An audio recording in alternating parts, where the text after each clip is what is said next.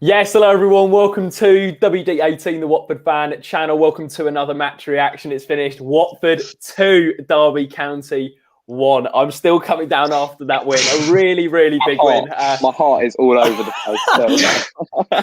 I was literally, I felt my heart afterwards, and honestly, if there was a heart rate monitor, it would have been through the roof. I was on one there. But yeah, a really, really big win for Watford. That's now 3 on the bounce, 3 wins in 6 days, 9 points in 6 days. And I think Derby out of the 3 is probably the most tricky out of the opposition. They cause some real problems at times. We're going to get the thoughts of Sam, Elliot and Sean. Before we do get into it, guys, all of you are watching at the moment. There's loads of you at the moment. If you do go to enjoy the stream, please leave a like on the video. Let us know your thoughts on the game down in the comment section below. We'll try and read out as many comments as possible and subscribe to the channel if you're new for more Watford content. Right, who are we going to throw it over to first? Sam, initial reaction, mate. You said you're still feeling it after the final whistle, but that is a huge, huge win for Watford. Massive. We've had a lot of games this season where it's kind of we've been winning by a 1-goal margin with 5-10 minutes to go. The one that immediately springs to mind is Norwich, and I remember my heart rate was going off there. But today, for some reason, it was on another level. Like in the last minute when they were putting those corners into the box, those corners were fantastic, by the way, so good. And I thought Marshall was about to score when the ball came back in. And, my heart rate was all over the place. But the things that we go through for Watford Football Club, it caps off a brilliant week. And not only that, a massive week where we've shown that our automatic promotion credentials, which I'm sure we'll touch on later on. Yeah, absolutely. Elliot, for you, was it the same reaction? I think we were in the group chat, and we won't maybe say the language that was used, but put it this way, we were on the edge at the end. Elliot, that is an enormous win for Watford, isn't it? Especially after the week we've had with the amount of fixtures, and coming out of it with 3 wins is huge. Oh, it's perfect to have the 3 wins. They were all very different types of wins, and they were sort of the all-round makings of a promotion fighting side. You've got to beat the teams that really go at you and really trouble you. You've got the teams that you should be comfortably beating, and you've got the teams that will sit back and defend for 90 minutes. And to beat all 3 is a testament to how good Watford are at the moment and how much they now are in the conversation, like Sam said, for automatic promotion. On the corners, I know we'll probably go into it later. If that wasn't against Watford, then I would have been absolutely in love with them.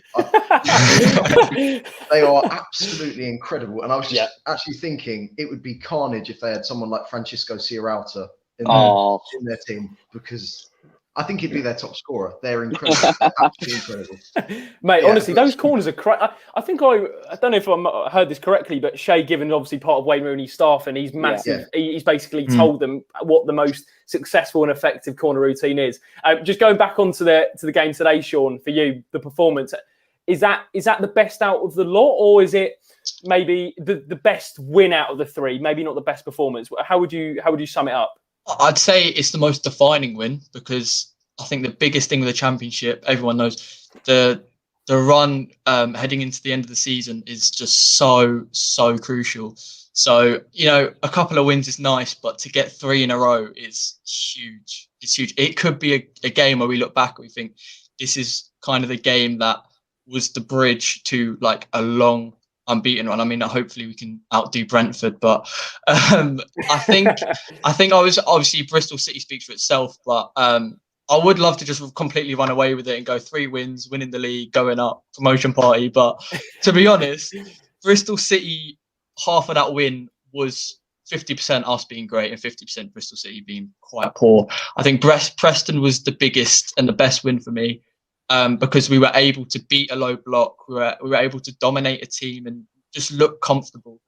And I think there was many people saying, what's the difference between this 1-0 and all the other 1-0s? But I think if you really watched the game, you could see the difference. So I think Preston was the best win, but yeah, it was a huge result. Huge win. Sam, for you, standouts tonight. I mean, you saw the difference when Hughesy came off the pitch. We kind of lost that a little bit in the midfield, but I think, is he your man of the match tonight? I think he was brilliant for both goals. Won it back to set away Kiko and Sarr, and then even for the second one, obviously scoring it, which was a really tidy finish, actually, and reminded me of that. If you remember, I think it was under Marco Silva in that season against West Ham. We don't say that name on the channel.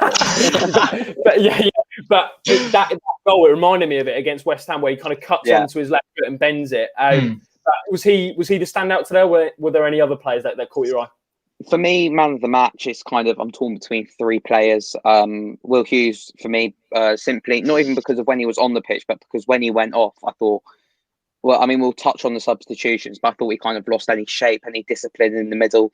So for that, I'll nominate Will Hughes. But also, I thought Ismail Sarr had a really good game today. I thought he completely tore the Derby backline a new one today as well. No, but his pace as well, and his final ball is improving by the game at the moment as well. And we're seeing kind of a different side to his game where he gets physical now as well, and he likes to get his foot stuck in there. So that's really good to see. And the last one as well is Nathaniel Chalobah. I thought had a really, really good game today. I was surprised to see him come off instead of any of the other two midfielders on the booking, but it just shows how far he has come in this Watford side, particularly in the last few weeks. Sam, that felt like it was his best performance today, Chalobah, this season. I have to agree with you, mate. I think when with Hughesy and Cleverley both on yellow cards, I thought it was an odd substitution to take Chalobah off, particularly the way he was playing as well. I'll go further than that. I know I said on the last match reaction that this is the best we're seeing of Chalobah since his injury in 17-18, but today was the best performance we've seen since he's been back since 17-18, probably Southampton or Bournemouth away. I thought he completely ran the show. He made some runs out wide as well. I don't know when you saw Sarr come kind of inside and Chalobah went further out on the right, and that kind of created more space for other players. So that was really good to see today, and a really mature performance as well from him. Yeah, Elliot, just touching on Chalobah, I would have liked to have seen him stayed on for longer, as I said, and I think it was weird that we took him off. But would you go as far to say that's one of the best performances we've seen from Chalobah? I think I don't think anyone can really argue it's his best performance this season. I think he set the standard now for his performances. But how impressed were you with Nathaniel tonight? Yeah, if you stand out in a midfield alongside Will Hughes and Tom Cleverley, you're doing something right, particularly when Hughes and Cleverley are in the form that they're in. He was absolutely fantastic. Like Sam said, an interesting point of how he did sort of shift out to the right, because we did overload that right-hand side on several occasions and caused poor Lee Buchanan so many problems at times. It didn't make sense to take him off. I understand to an extent, if you're on 9 yellow cards, you don't really want to pick up the 10th, but that doesn't mean we can have him only play an hour a game, which is what seems to be the case at the moment. And I understand bringing on Dan Gosling, but I would have made a different change. Maybe take him off for Tom Cleverley, or bring him on for Tom Cleverley, I should say. But yeah, he was absolutely fantastic. Defensively, he looked the absolute part, and going forward as well, his passing was the best I've seen from him, maybe ever. Like, I think I could genuinely go as far as to say that. He was absolutely fantastic, and if he can keep those performances up, we've got the best midfield in the league. Yeah, no, absolutely. I thought Chalobah was really good. Sean, we'll just touch on Chalobah lastly with you. I mean, we've discussed a lot of time, Sean, about that 17-18 season with Chalobah, and I remember he had the dreads, the black boots, and then you just think, what a player! Like, what a player! The streets never forget. The streets never forget that, Nathaniel Chalobah. But for you, is that one of the best performances you've seen of him in a Watford shirt? And I guess the only negative I can have of it is that he wasn't on the pitch for longer. Yeah, it was definitely a bizarre change. I think there's been several times this season where you've kind of looked at Chalobah's performance and gone, he's kind of dead weight out here.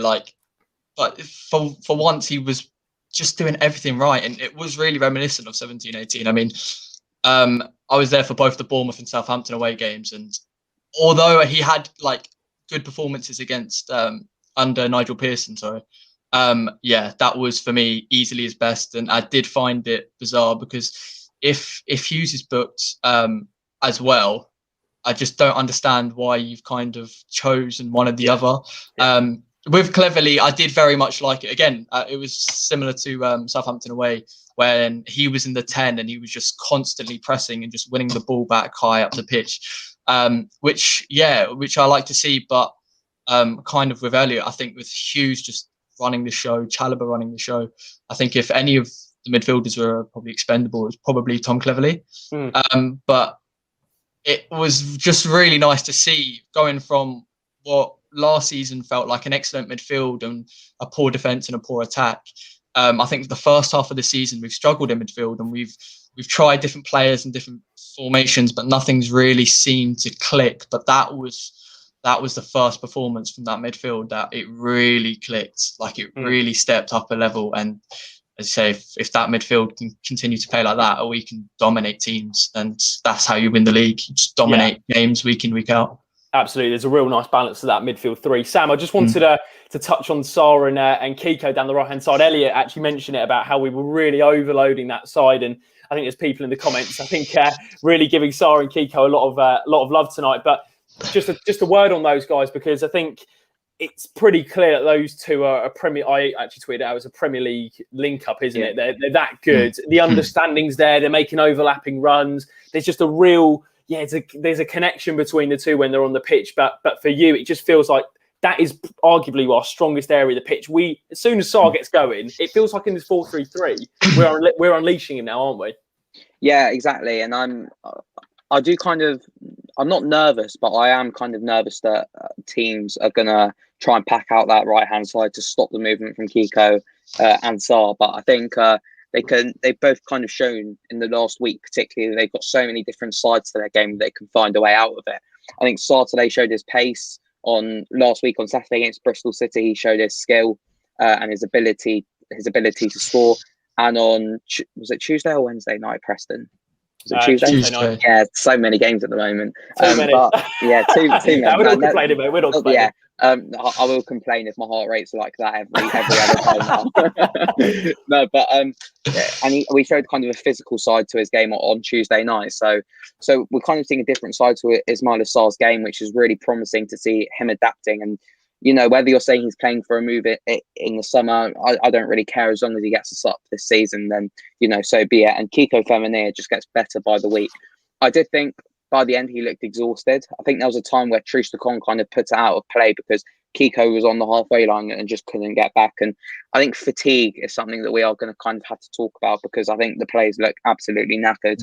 Particularly I guess that's natural, isn't it, Sam? Because exactly. And the level of performances in the last week as well, they just look exhausted. So Kiko and his link up with Sarr, they got a real understanding in there. I just want to bring in a FIFA analogy here. I was thinking about is on an Ultimate Team when you have the green. Yeah. It's like that. I thought you were going to mention Sarr's in form.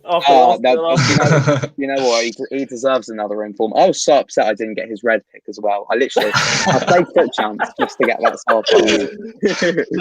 That's really kicking in now. but you know what? It was really good from both of them, putting in a shift, and it's a Premier League quality right hand side we've got. Elliot, those two goals in 2 minutes, it just all happened at once, didn't it? Pedro and Hughesy on the score sheet. It felt like when we, the first 15 minutes, I wouldn't say it was a brilliant Watford performance, but it felt quite comfortable. And the tactics were pretty clear from Derby. They were going to sit off us and try and hit us on the break. But it just felt that first goal again from Watford really does kind of release the shackles off us. Because I think maybe the 10 to 15 minutes after that, we looked a lot better. It just feels that first goal was crucial, Elliot.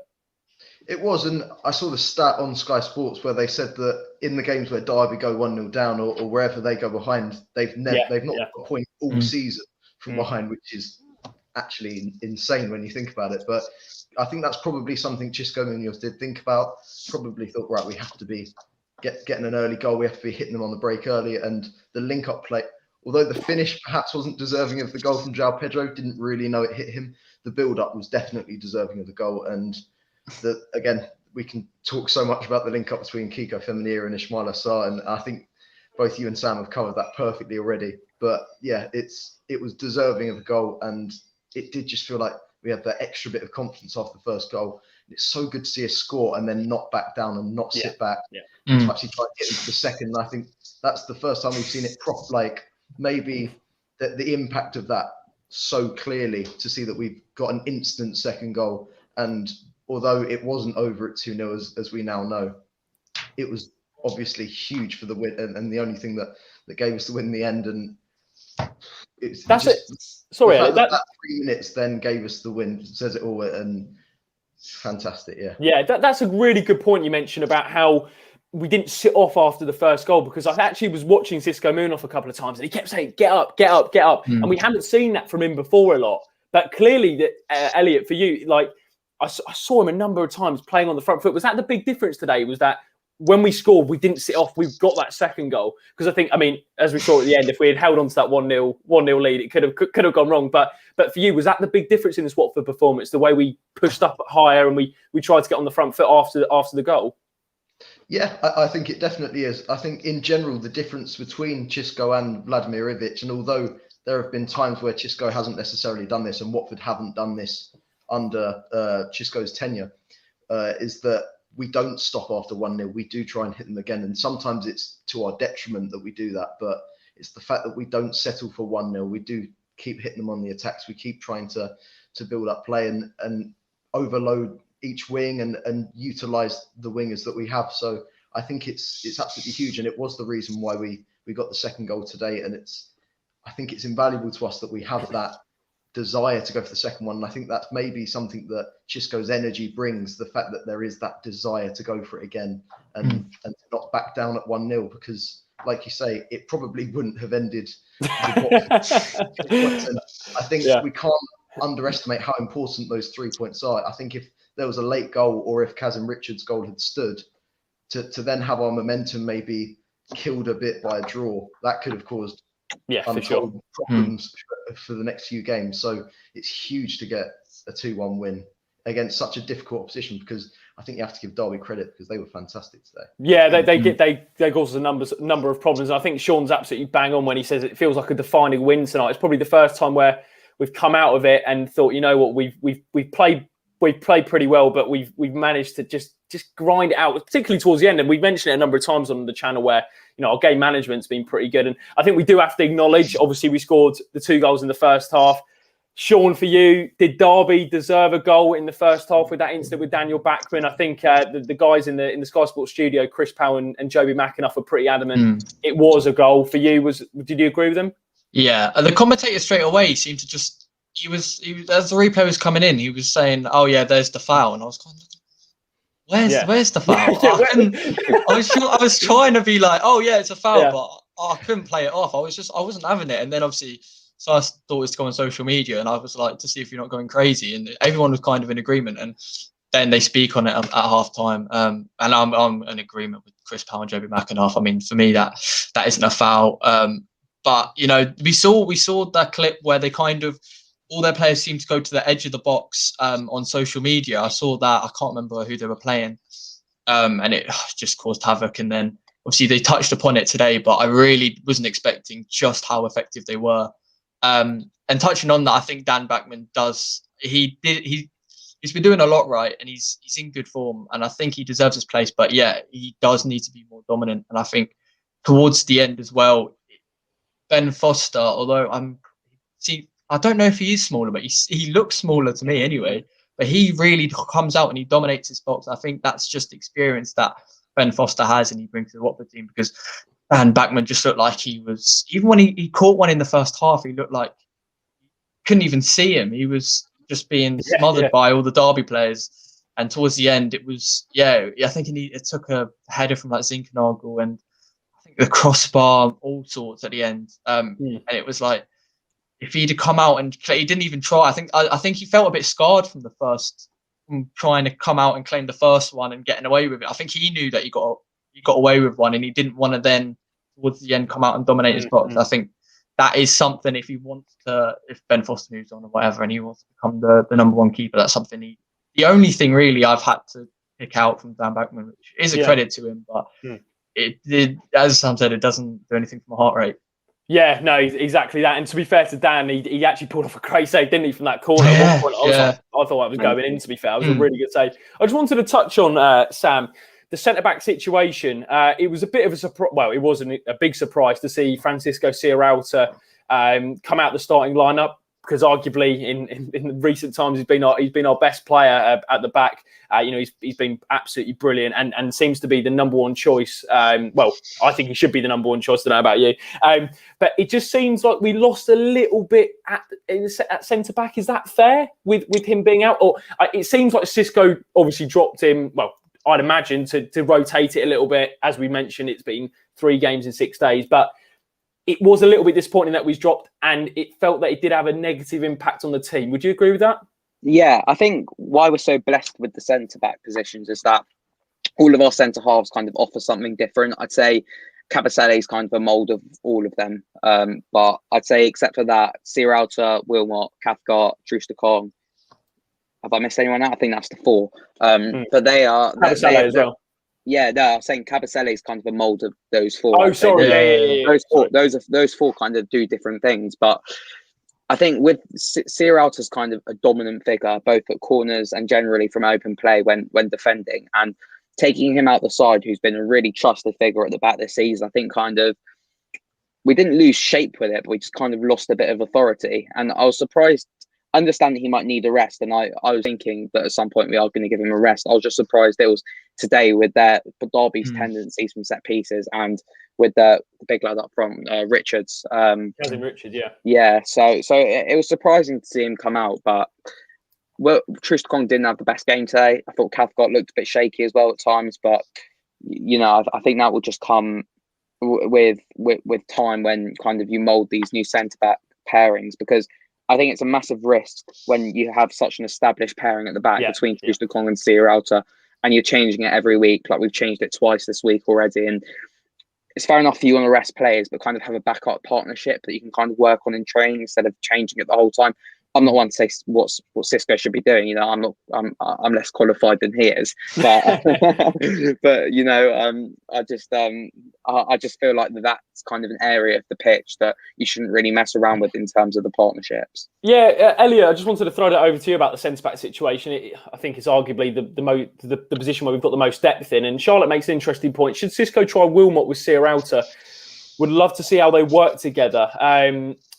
The Troost-Ekong goal, I think, was unfortunate from his perspective. If we're being hypercritical about it, I think Craig Cathcart should have done better. Really, he kind of was the wrong side of him. Can I say Richards was offside as well? If VAR was there, it would have been ruled out. I mean, we got lucky with the goal. So yeah, so it kind of cancel each other's out, doesn't it? Yeah. But I think Messina probably should have got a little bit tighter, and it just lacked a little bit of maybe it's a little bit of sharpness with Craig Cathcart. But just going back to the point, Elliot, for you, the centre back situation, what do you make of it at the moment? And were you surprised to see Sierralta drop tonight?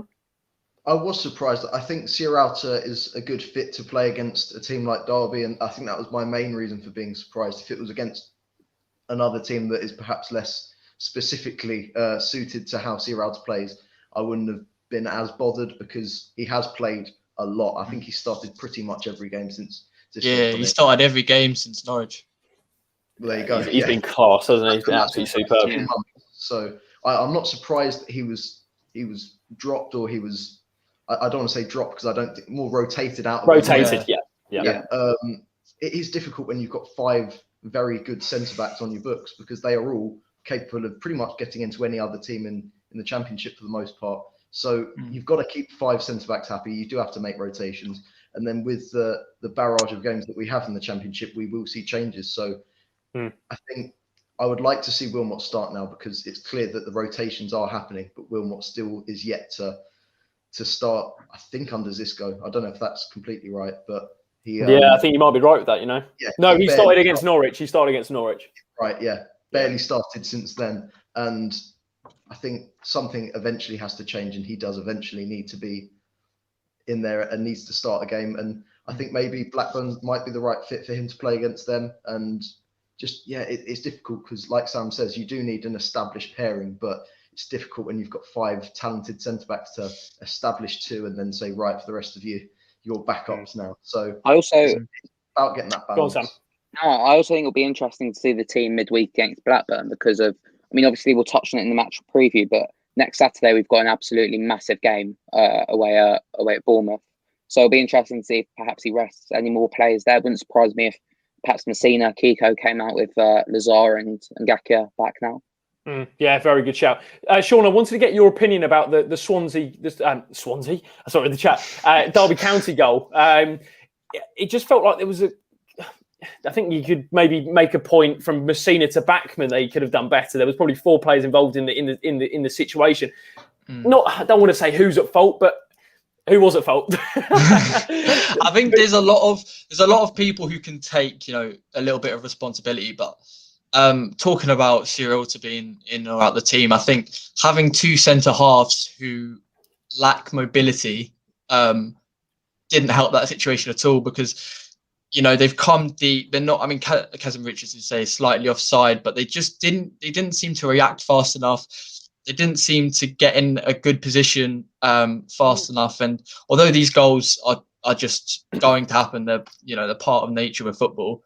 It is preventable, and I do think if it was either Wilmot, even if it was Wilmot in Cathcart shoes or in Troost-Ekong shoes, I don't think the goal happens because they have more mobility, they're quicker and they're more versatile. And I think the goal, and then it's the thing that annoyed me quite a lot as well is the amount of crosses we seem to allow them to bring in. And I know that Cathcart and Troost-Ekong are good with their head, but as you say, if the ball's then got in the middle of them, I mean, we paid the price for it, really. So I don't think Messina had an excellent game at all. I'm a big fan of him, and he's been brilliant since he's come back. But I don't know if it is fatigue. Maybe the same with Sema. I think there was a couple of players who, I mean, the pitch almost seemed like lopsided. The right side of Coensar were on fire, and Messina and Sema Sema's skill, I'm not even going to comment on.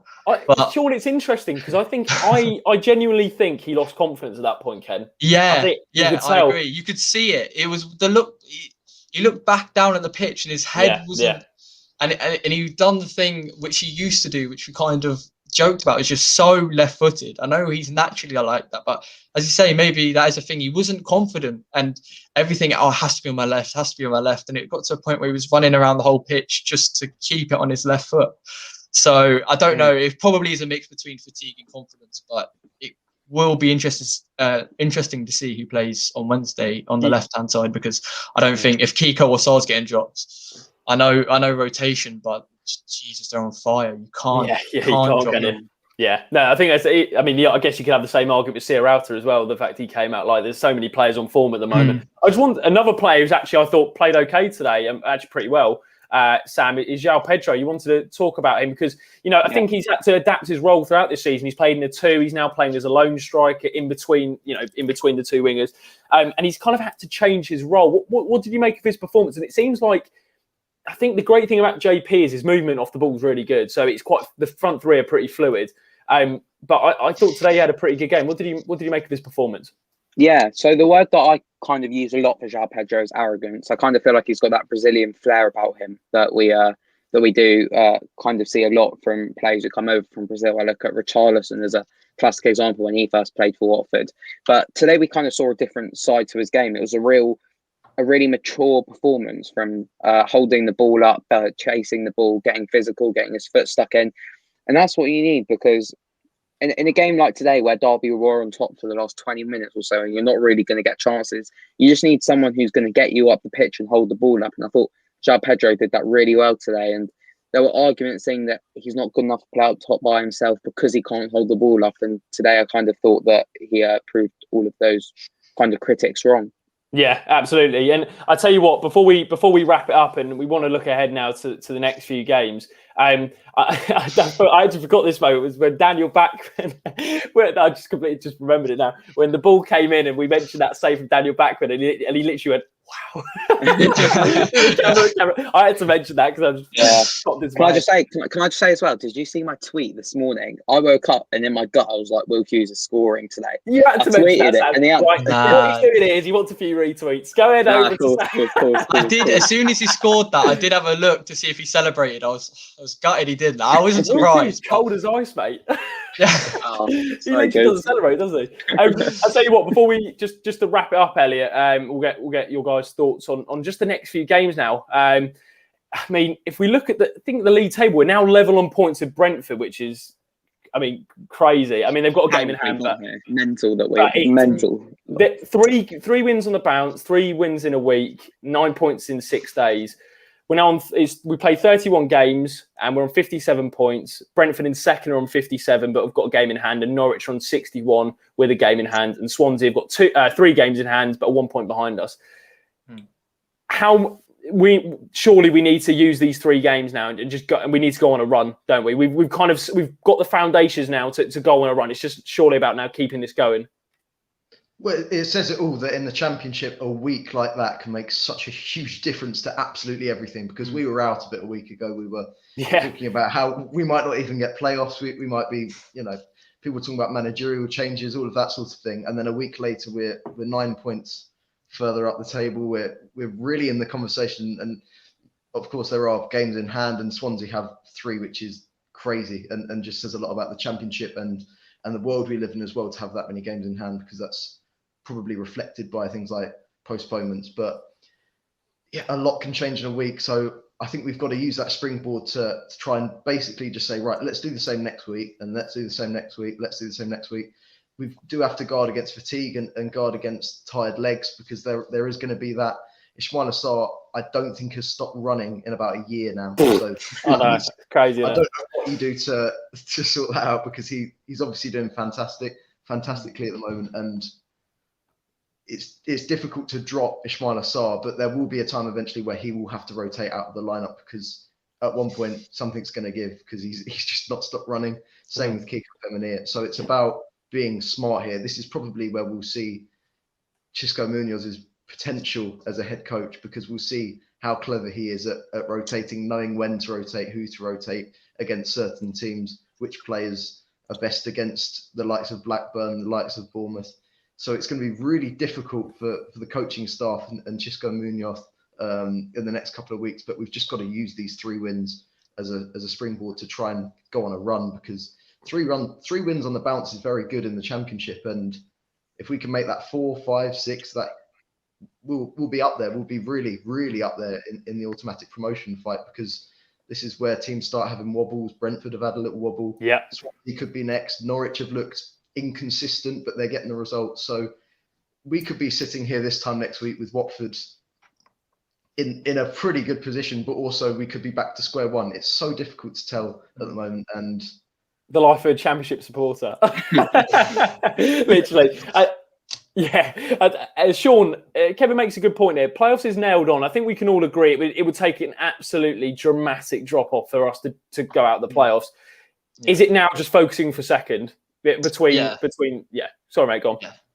I was just going to say, like, all of a sudden, I think everyone was kind of saying, it's 3 teams into 2, but all of a sudden, it's 4 teams into 2, and it's what we've been saying all season. It's never been the results; it's always been the performances. And we're just kind of waiting for we've just been waiting for it to click. At the start of the season, it was Deeney and Gray, and then it was Hughes and Capoue, and then eventually it got to January, and I think we'd all kind of accepted playoffs, but we knew in the back of our heads we just needed something to click. And this is the honeymoon period now, and we just have to ride it out and get as much confidence, as many results, and really stick pressure on it, because I think we've seen with Brentford over years that they've crumbled under pressure.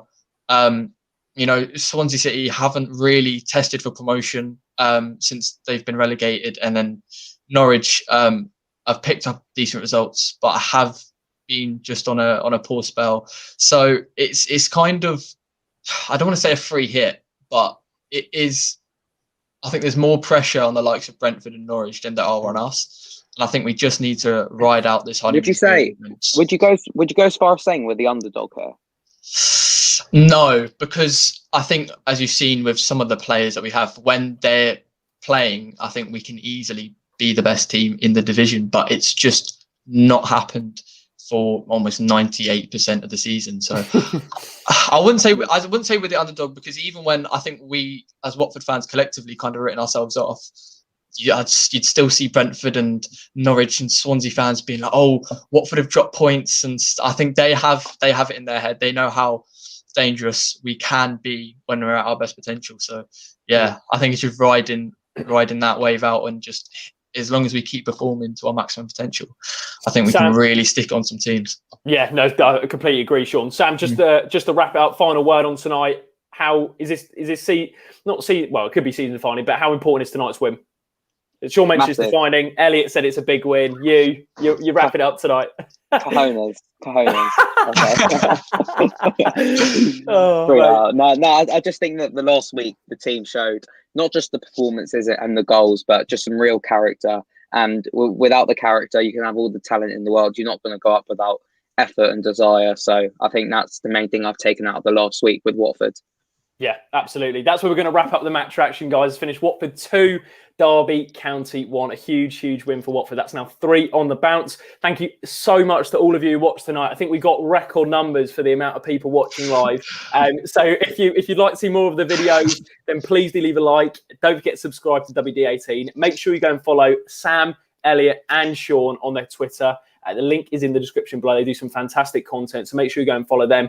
It'll be much appreciated. As I said, let us know your thoughts down in the comment section below. We'll be back for some more videos ahead of Blackburn. What is it, the 24th? So what, next week? Wednesday. Oh, 24th Wednesday. Yeah.